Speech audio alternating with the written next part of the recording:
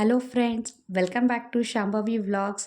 ನಾವು ಇವತ್ತು ಹೆಸರು ಕಾಳು ಪಾಲಕ್ ರೈಸ್ ಹೇಗೆ ಮಾಡೋದು ಅಂತ ನೋಡ್ಕೊಂಡು ಬರೋಣ. ಇದು ತುಂಬ ಅಂದರೆ ತುಂಬ ಸುಲಭವಾಗಿ ಮಾಡ್ಬೋದು. ಮೊದಲನೇದಾಗಿ ಒಂದು ಕುಕ್ಕರ್ನ ಕಾಯೋದಕ್ಕೆ ಇಟ್ಕೊಂಡಿದ್ದೀವಿ. ಕುಕ್ಕರ್ ಕಾದ ನಂತರ ಇದಕ್ಕೆ ಒಂದು 3 ಸ್ಪೂನಷ್ಟು ಎಣ್ಣೆ ಹಾಕ್ಕೊಳ್ತಾ ಇದ್ದೀನಿ. ಈಗ ಎಣ್ಣೆ ಕಾಯೋದಕ್ಕೆ ಬಿಟ್ಟು 1 ಟೀ ಸ್ಪೂನ್ ಜೀರಿಗೆ ಹಾಕ್ಕೊಳ್ತಾ ಇದ್ದೀವಿ. ಜೀರಿಗೆ ಚೆನ್ನಾಗಿ ಫ್ರೈ ಆದಮೇಲೆ ಇದಕ್ಕೆ ನೆಕ್ಸ್ಟು 2 ಮೀಡಿಯಮ್ ಸೈಜ್ಗೆ ಸಣ್ಣಗೆ ಹಚ್ಚಿಟ್ಟಿರುವಂತಹ ಈರುಳ್ಳಿನೂ ಕೂಡ ಹಾಕ್ತಾಯಿದ್ದೀವಿ. ಈರುಳ್ಳಿ ಹಾಕಿದ್ಮೇಲೆ ಚೆನ್ನಾಗಿ ಅದು ಸ್ವಲ್ಪ ಫ್ರೈ ಆಗಬೇಕು. ಯಾವುದೇ ರೈಸ್ ಬಾತ್ ಮಾಡಿದ್ರೂ ಸ್ವಲ್ಪ ಈರುಳ್ಳಿ ಚೆನ್ನಾಗಿ ಫ್ರೈ ಆದರೆ ಅದರ ಟೇಸ್ಟ್ ಕೂಡ ತುಂಬ ಚೆನ್ನಾಗಾಗತ್ತೆ. ನಾವು ಇದಕ್ಕೆ ನೆಕ್ಸ್ಟು ಶುಂಠಿ ಮತ್ತು ಬೆಳ್ಳುಳ್ಳಿ, ಹಸಿಮೆಣಸಿನ್ಕಾಯಿ ಹಾಕಿ ರುಬ್ಬಿಟ್ಟಿರುವಂತಹ ಪೇಸ್ಟ್ನ ಸೇರಿಸ್ಕೊಳ್ತೀವಿ. ಪ್ರತಿಯೊಂದು ಇಂಗ್ರೀಡಿಯೆಂಟ್ಸ್ ಹಾಕುವಾಗಲೂ ಒಂದು ಇಂಗ್ರೀಡಿಯೆಂಟಿಂದ ಇನ್ನೊಂದು ಇಂಗ್ರೀಡಿಯೆಂಟ್ಗೆ ಸ್ವಲ್ಪ ಗ್ಯಾಪ್ ಕೊಡಬೇಕು. ಆಗ ಅದ್ರ ವಾಸನೆಗಳು ಮತ್ತು ಟೇಸ್ಟ್ ಕೂಡ ತುಂಬ ಚೆನ್ನಾಗಿ ಬರೆಯುತ್ತೆ. ಇದಕ್ಕೆ ನಾವು ತುಂಬ ಜಾಸ್ತಿ ಮಸಾಲ ಪದಾರ್ಥಗಳು ಬಳಸದೇ ಇರೋದ್ರಿಂದ ತುಂಬ ಈಸಿಯಾಗಿ ಡೈಜೆಷನ್ ಆಗುತ್ತೆ. ಇಲ್ಲಿ ಶುಂಠಿ ಬೆಳ್ಳುಳ್ಳಿ ಹಸಿಮೆಣಸಿನ್ಕಾಯಿ ಪೇಸ್ಟ್ನ ಆ್ಯಡ್ ಮಾಡಿ ಚೆನ್ನಾಗಿ ಫ್ರೈ ಮಾಡ್ಕೊಳ್ತೀವಿ. ಅದರ ಹಸಿ ವಾಸನೆ ಪೂರ್ತಿ ಹೋಗಬೇಕು ಶುಂಠಿ ಬೆಳ್ಳುಳ್ಳಿದು. ಇದಕ್ಕೆ ಮೊಳಕೆ ಕಾಳನ್ನ ಬಳಸಿರೋದ್ರಿಂದ ನಮ್ಗೆ ಒಳ್ಳೆ ಪ್ರೋಟೀನ್ ಅಂಶಗಳು ಸಿಗುತ್ತೆ ನಮ್ಮ ದೇಹಕ್ಕೆ. ಮತ್ತು ಪಾಲಕ್ ಸೊಪ್ಪು ಅಷ್ಟೇ, ಒಂದು ಮೀಡಿಯಮ್ ಸೈಜ್ ಒಂದು ಕಟ್ ಪಾಲಕ್ ಸೊಪ್ಪು ತೊಗೊಂಡಿದ್ದೀವಿ. ಈಗ ಇದಕ್ಕೆ ಒಂದು ಮೀಡಿಯಮ್ ಸೈಜ್ನ ಟೊಮೊಟೊ ಸಣ್ಣಗೆ ಹಚ್ಚಿ ಕಟ್ ಮಾಡಿ ಹಾಕಿದ್ದೀವಿ.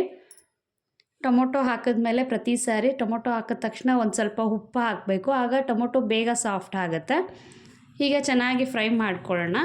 ಪಾಲಕ್ ಸೊಪ್ಪಿಂದ ಒಳ್ಳೆ ಐರನ್ ಆ್ಯಂಡ್ ಕ್ಯಾಲ್ಶಿಯಂ ರಿಚ್ ಇದೆ ಅಂತ ನಿಮಗೆಲ್ಲ ಗೊತ್ತು. ಆದಷ್ಟು ಪ್ರತಿದಿನ ಯಾವುದಾದ್ರೂ ಸೊಪ್ಪುಗಳನ್ನ ನಾವು ಸೇವಿಸ್ತಾ ಬಂದರೆ ನಮಗೆ ಒಳ್ಳೆ ಐರನ್ ಕ್ಯಾಲ್ಶಿಯಂ ಸಿಗುತ್ತೆ. ಇಲ್ಲಿ 1 ಬೌಲಷ್ಟು ಮೊಳಕೆ ಕಟ್ಟಿರೋ ಹೆಸರು ಕಾಳನ್ನ ತೊಗೊಂಡಿದ್ದೀನಿ. ಇದನ್ನು ಹಾಕಿದ್ಮೇಲೂ ಅಷ್ಟೇ ಚೆನ್ನಾಗಿ ಮಿಕ್ಸ್ ಮಾಡಿ ಚೆನ್ನಾಗಿ ಫ್ರೈ ಮಾಡ್ತಾ ಬರಬೇಕು ಅದು ಬೇಯೋವರೆಗೂ. ಈಗ ಇಲ್ಲಿ 1 ಕಟ್ಟಷ್ಟು ಪಾಲಕ್ ಸೊಪ್ಪು ತೊಳೆದು ಸಣ್ಣಗೆ ಕಟ್ ಮಾಡಿ ಹಾಕ್ತಾಯಿದ್ದೀನಿ. ಸೊಪ್ಪು ಹಾಕಿದ್ಮೇಲೆ ಸೊಪ್ಪು ಪೂರ್ತಿ ಬಾಡೋವರೆಗೂ ಚೆನ್ನಾಗಿ ಹುರ್ಕೋಬೇಕು. ಈ ರೆಸಿಪಿ ಮಕ್ಕಳಿಂದ ಹಿಡಿದು ವಯಸ್ಸಾದವರವರೆಗೂ ತುಂಬ ಇಷ್ಟಪಟ್ಟು ತಿನ್ನೋವಂತಹ ತಿಂಡಿ ಆಗುತ್ತೆ ಬ್ರೇಕ್ಫಾಸ್ಟ್ಗೆ ಇದು. ಯಾಕೆಂದರೆ ತುಂಬ ಈಸಿಯಾಗಿ ಡೈಜೆಷನ್ ಆಗುತ್ತೆ ಮತ್ತು ಮಸಾಲೆ ಪದಾರ್ಥ ತುಂಬ ಕಮ್ಮಿ ಇರೋದ್ರಿಂದ ಗ್ಯಾಸ್ಟ್ರಿಕ್ ಆಗೋದಿಲ್ಲ. ಹಾಗೆ ಯಾರೆಲ್ಲ ಡಯಟ್ ಕಾನ್ಷಿಯಸ್ ಇರುತ್ತೋ ಅವ್ರಿಗೂ ಅಷ್ಟೇ ಇದರಲ್ಲಿ ಒಳ್ಳೆ ನ್ಯೂಟ್ರಿಷನ್ ಇರೋದ್ರಿಂದ ಒಂದು ಒಳ್ಳೆ ಬ್ರೇಕ್ಫಾಸ್ಟ್ ಅಂತಲೇ ಹೇಳ್ಬೋದು.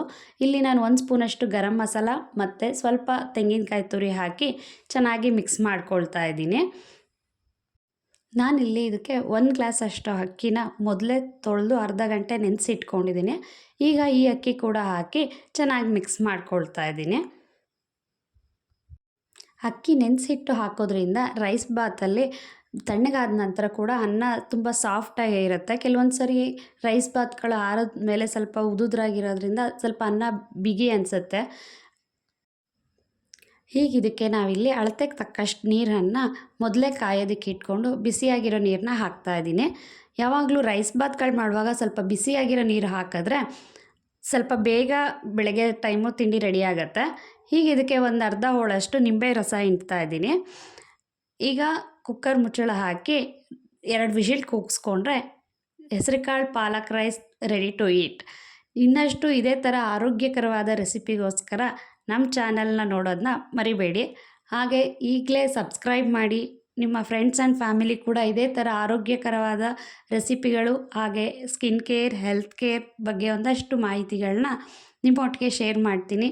ಹಾಗಾಗಿ ನಮ್ಮ ಚಾನಲ್ನ ಸಬ್ಸ್ಕ್ರೈಬ್ ಮಾಡಿ, ಶೇರ್ ಮಾಡಿ, ಹಾಗೆ ಬೆಲ್ ಐಕನ್ ಒತ್ತೋದನ್ನ ಮರಿಬೇಡಿ. Thank you for watching.